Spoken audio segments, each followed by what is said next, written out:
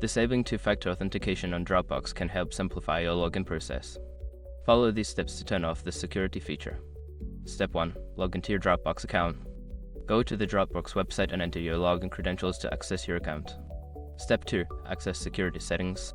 Once logged in, click on your profile picture or initials in the top right corner. From the drop-down menu, select Settings, then navigate to the Security tab. Step 3. Find two-factor authentication. In the Security settings, look for the section labeled Two-Step Verification or Two-Factor Authentication. Here, you will see the current status of this feature.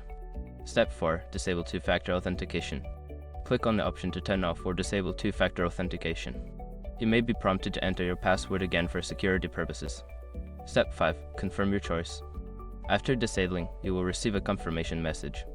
Ensure that you have successfully turned off two-factor authentication by checking the status in the security settings.